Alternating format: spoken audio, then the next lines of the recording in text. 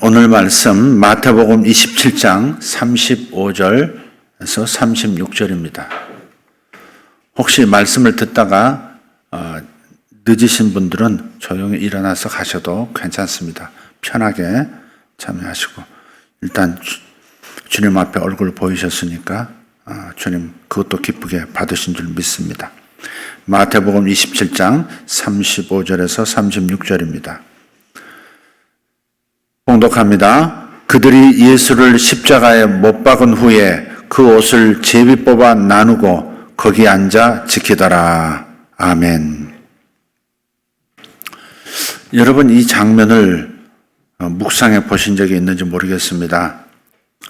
죽어가는 사람 곁에서 그의 마지막 생전의 소유물인 옷을 벗겨내고 가위바위보로 결정해서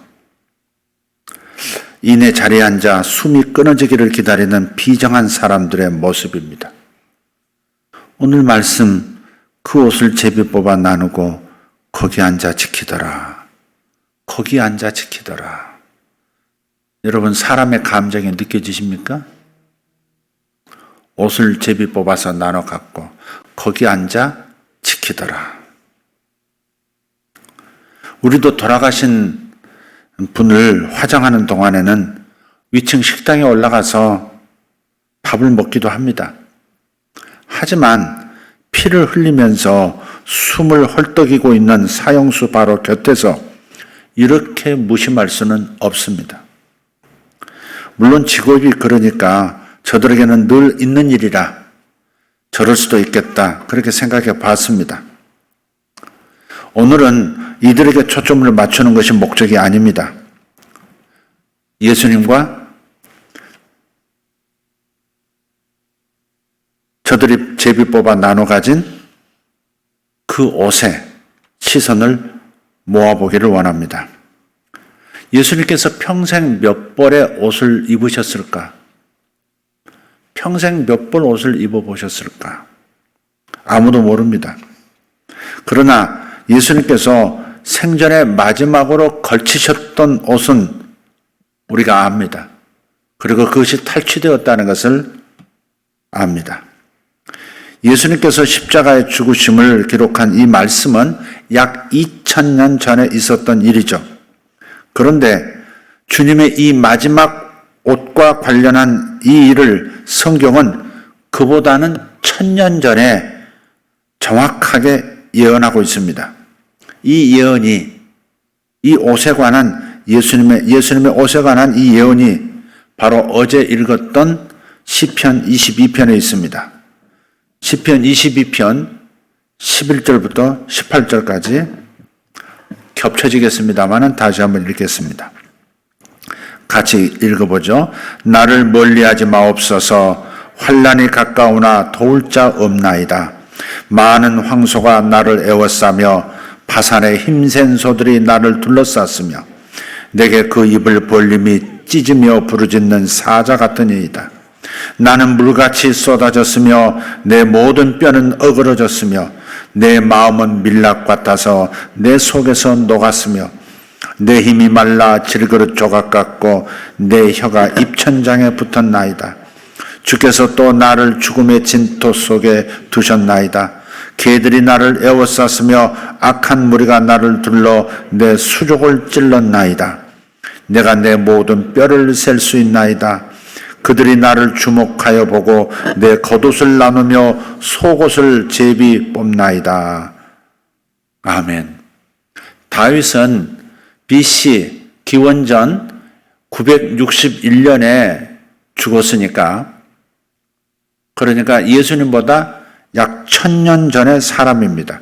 우리로 말하면 3000년 전 사람이 다윗이고 1000년이 지나서 바로 2000년 전에 예수님께서 다윗이 했던 그 예언을 실제 십자가에서 성취시키시는 장면입니다. 그런데 이 마태복음의 기록보다 1000년 전에 예언한 그 예언이 보다 정확합니다. 겉옷과 속옷 이렇게 분명히 말씀하고 있습니다. 그리고 제비 뽑아 나눴다라고 하는 것은 넓은 고도선 A하고 B 그리고 C가 찢어가지고 나눠 가져갔고 속옷은 작으니까 D가 가져갔다 그런 뜻이 되겠습니다. 2000년 전이면 천들이 옷감이 대량 생산될 수 있는 그런 시대가 아니었기 때문에 자원도 부족했고요. 그러니까 사형수의 옷도 귀했을 겁니다. 이 장면을 다시 찬찬히 살펴보면 이것은 지금 주님께서 발가 벗겨진 상태로 십자가에 매달려 계신다는 뜻이기도 합니다. 우리는 성화를 보면 중요 부위를 가리는 그런 모습으로 십자가에 매달려 계시죠. 그러나 실제로는 속옷까지 완전히 발가 벗겨진 그런 상태로 십자가에 매달려 계신다 하는 겁니다. 좀 민망한 묵상이지만 우리는 이 상황을 복음을 위한 고난으로 이해하려고 하고 있습니다. 주님 생전 마지막 옷마저도 타인의 손으로 넘어갔다는 이 예언, 그리고 이 예언이 성취되는 것은 무엇을 말하는 것일까? 이것은 의도된 상황이라는 겁니다. 예언되었다는 것, 넘겨주기로 의도된 사건이라는 뜻입니다. 병사들이 강탈에 간 것이 아니라 강탈에 가도록 주님께서 넘겨주신 겁니다.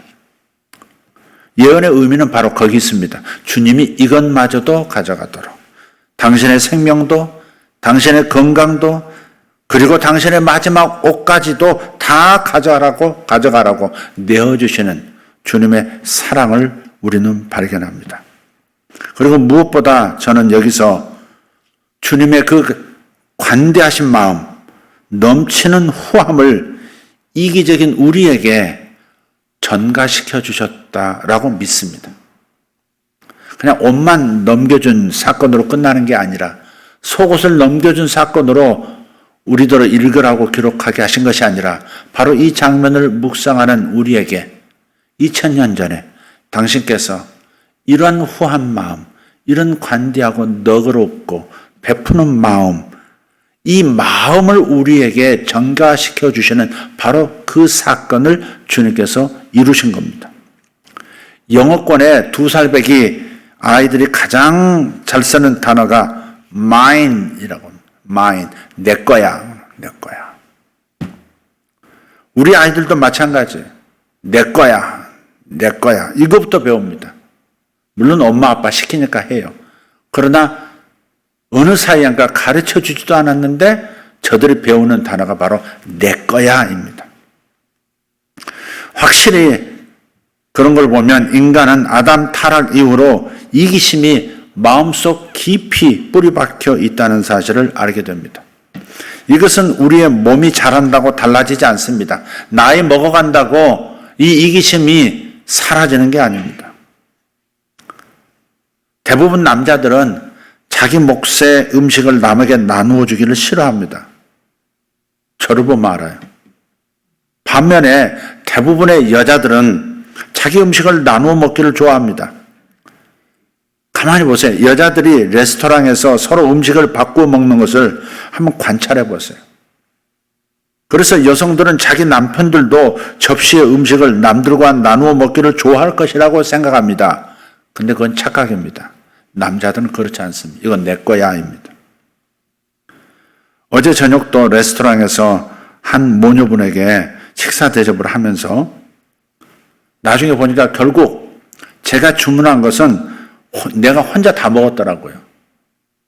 아내는 처음 식사가 나올 때부터 가운데 놓고 모두에게 나눠 먹으라고, 그 모녀에게도 나에게도 먹으라고 그렇게 하는 겁니다.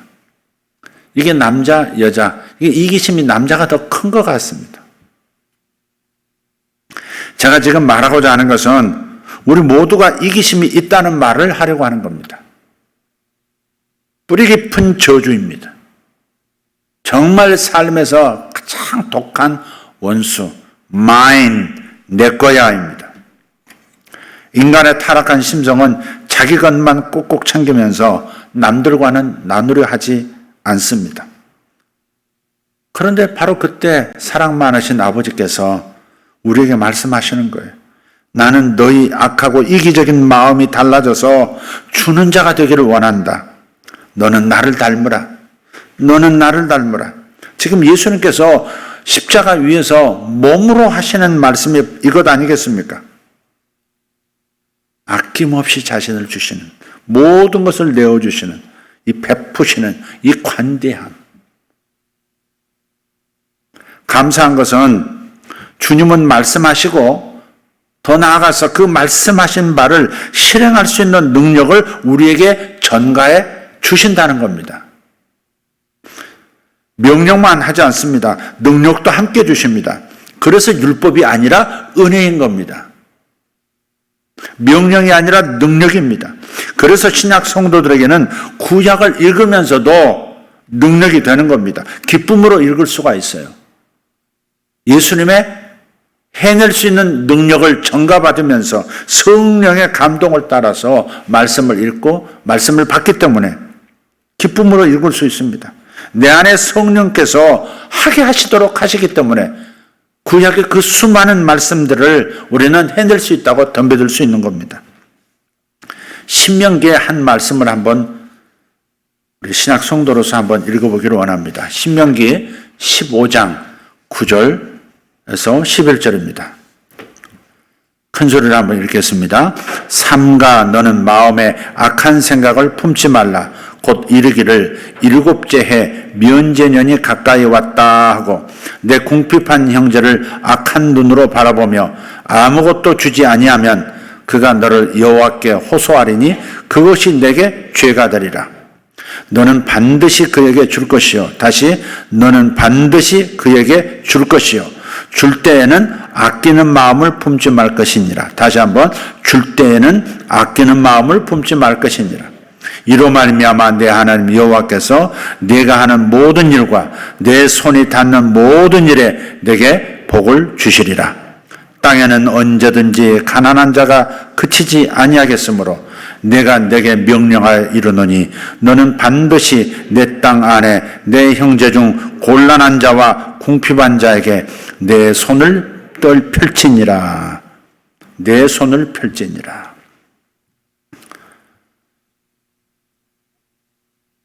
베푸는 삶에 대한 상급은 축복된 삶이라는 것을 말씀하고 계세요. 여기에 유의하십시오.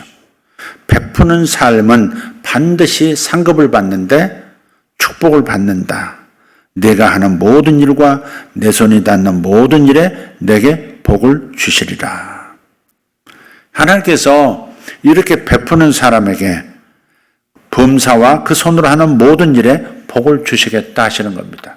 이것이 믿어져서 우리는 또 베푸는 삶을, 드리는 삶을 살기도 합니다. 그런데 여기서 주목할 것은 주님은 우리가 순종해서 베풀 때에도 아까워하는 마음을 품지 말라고 가르치십니다. 이 대목이 중요합니다. 주는 건 성공했는데 마음에는 성공하지 못하는 그런 경우가 있다는 겁니다. 베풀 때 아까워하는 마음, 드릴 때 아까워하는 마음을 품어서는 안 된다. 이게 결정적으로 상급의 반감이 오는 것이죠. 11조에 대해서 말씀드릴 때 첫 열매 중에서 아름다운 것을 드리라 하셨습니다. 첫 열매는 11조를 말하는 건데 그 11조는 정확하게 10분이 1이면 되잖아. 정확하게 드리면 됐지.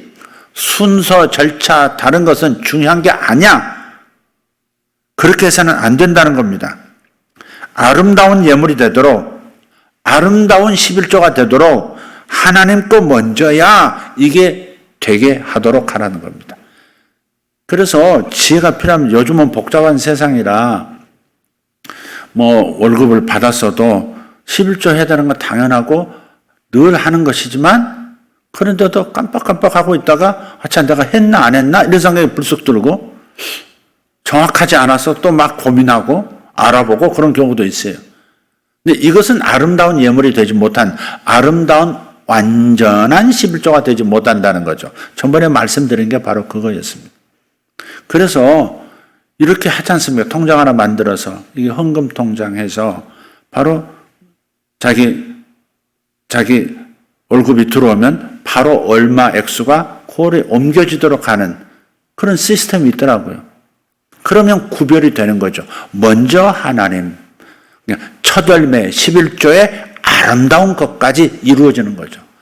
아로새긴 은쟁반에 금사과라 하듯이 은쟁반만 이렇게 덩그러니 내놓는 게 아니고 금사과만 턱 얹어 놓는 게 아니고 아로새긴 예쁘게 아름답게 장식된 은쟁반에 금사과라. 이것이 하나님께서 받으시기 기뻐하실 수 있는 그런 예물이 되는 거죠. 나누는 삶도 마찬가지입니다. 베풀고 난 다음에 그 돈을 그대로 가지고 있었더라면 이것도 할 수 있고 저것도 할 수 있었을 텐데 그런 생각을 하지 않는 것이 중요합니다. 이기심은 우리가 베풀기 전에 우리를 공격하지만 아까워하는 마음은 우리가 베푼 다음에 우리를 괴롭힐 수 있습니다.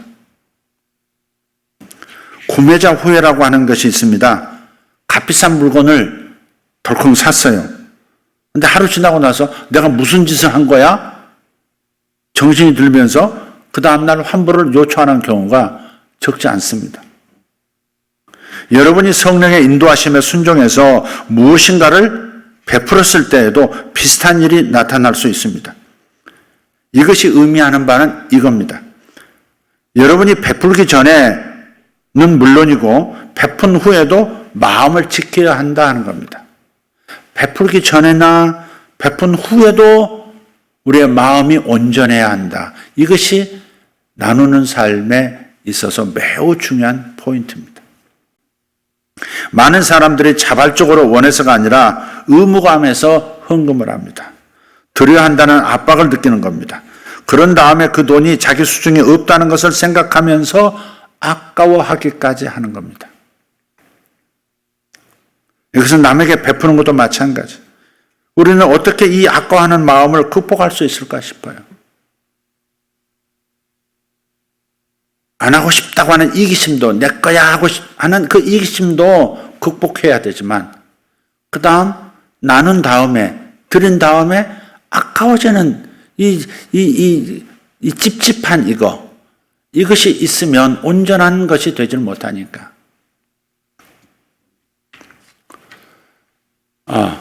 제가 5만 원이 지금 당장 좀 급한데 5만 원 좀 주실 분 있어요?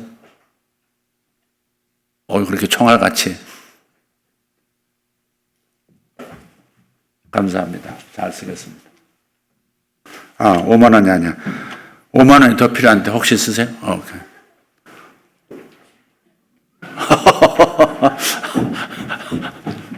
이거 성함이? 네. 성함이? 네, 고맙습니다. 이렇게 해서 수입을 잡는 겁니다.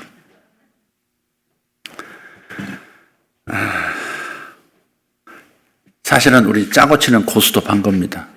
윤필립 목사님이 뛰어나올 것은 몰랐습니다. 제가 김미숙 권사님에게 부탁을 했고 우리 남우성 형제님에게 부탁을 했습니다. 사실 제가 5만 원씩을 드렸습니다. 그리고 내가 이따가 말하면 김미숙 권사님 먼저 나오시고 두 번째로 남우성 형제님 나오라고 말한 겁니다. 제가 뭐 하려고 이런 쇼를 하겠습니까? 우리의 모든 것은 하나님이 맡겨놓으신 거라는 겁니다. 이 아까워하는 마음과 이기심을 극복할 수 있는 것은 돈에 대한 하나님의 관점을 잘 이해하는 겁니다. 저분들이 뛰어나올 수 있는 것은 내가 말한 것에 대해서 즉각적으로 본인들이 반응한 게 아니고 내가 저분들에게 맡겼기 때문에 본인들의 돈이 아니기 때문에 즉시 뛰어나올 수 있는 겁니다. 내가 저분들에게 맡겨놓은 내 돈이에요. 유 목사님이 방해를 했지만 그래도 이건 내 겁니다. 10만 원 투자해서 15만 원을 갖는 겁니다. 우리가 돈에 대해서 하나님의 관점을 갖는다면, 다시 말해서 모든 것이 하나님의 것임을 인정한다면 하나님께서 요청하실 때 그 돈을 드리는 것이 매우 쉽다는 겁니다. 처음부터 우리 생각해야 하는 겁니다. 나는 청직이다. 하나님께서 다 내게 맡기신 거다. 나를 누리라고 주셨지만, 나더러 누리라고, 마음껏 누리라고 주셨지만, 그러나 사실은 이것도 하나님이 내게 맡기신 거다. 청직이. 나는 주님의 자산을 지키는 사람이다.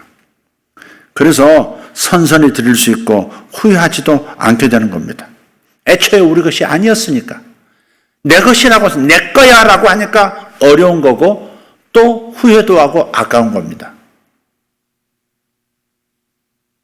그리스도인들이 이기적인 마음에 할 것을 하지 못하는 것은 우리가 청지기가 아니라 주인 행세를 하고 있다 하는 것을 드러내는 겁니다. 주인이 되어 있습니다. 우리가 드리고 나누는 삶에 어려움을 겪는 이유 중에 하나는 청지기로서의 신분에 대한 이해가 부족한 데 있는 겁니다. 이걸 정말 잘 이해하시고 하나님의 맡기신 것이다. 집도 내게 맡기신 것이다. 뭐도 내게 맡기신 것이다.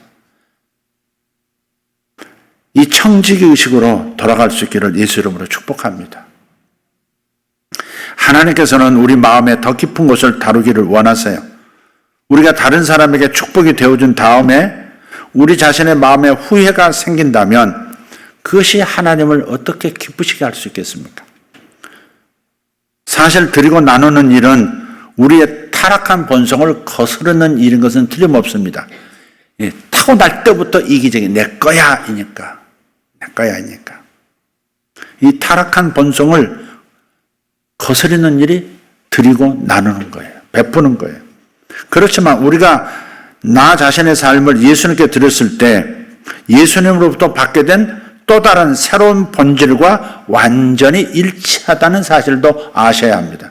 여러분 안에는 타락한 본성의 흔적도 있지만 그러나 예수님을 믿을 때 십자가 사건으로 인해서 옷을 기꺼이 속옷까지 나눠주시는 바로 그 그리스도의 고난, 그리스도의 수치를 극복하고 나누는, 다 내주시는 이 능력이 우리에게로 건너왔다는 사실입니다.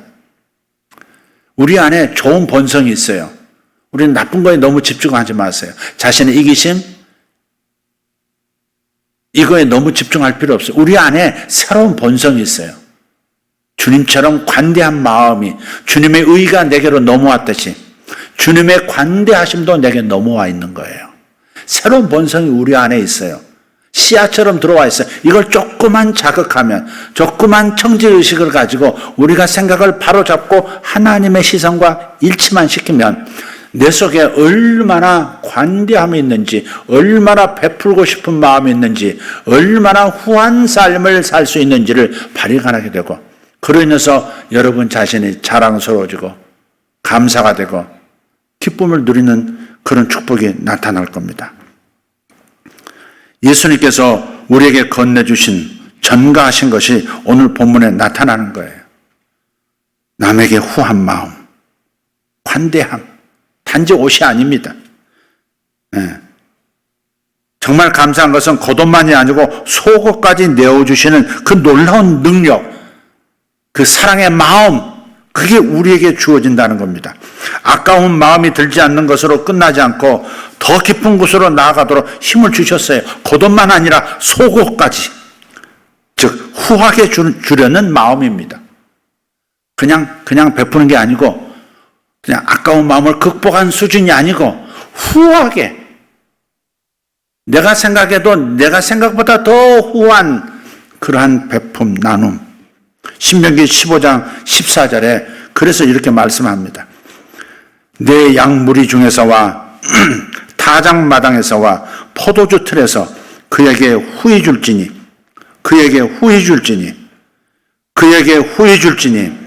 곧 내 하나님 여호와께서 내게 복을 주신 그대로 그에게 줄지니라. 이제부터 십자가 앞에서 이렇게 믿고 외치십시오. 이렇게 말하십시오. 이기심으로 똘똘 뭉친 사탄의 영이 여러분의 마음에서 급하게 도망할 겁니다. 이렇게 말하시면 됩니다. 나는 이기적인 사람으로 태어났지만 후한 사람으로 다시 태어났다. 한번 따라 하십시다. 나는 이기적인 사람으로 태어났지만 후한 사람으로 다시 태어났다. 할렐루야. 예수에게서 받은 마음이 바로 후한 마음입니다. 나누는 마음, 베푸는 마음입니다. 다시 오늘 본문 읽고 마치겠습니다. 마태복음 27장 35절 36절 말씀. 그들이 예수를 십자가에 못 박은 후에 그 옷을 제비 뽑아 나누고 거기 앉아 지키더라. 이제 이 글이 어떻게 읽히십니까? 어떻게 들리십니까? 제비 뽑아 나누어 가지고 그 자리에 앉아 있는 그들의 모습. 그러나 예수님께서 벌거벗으신 채로 그들을 내려다보시고 이제 줄 것을 저들에게 주었다.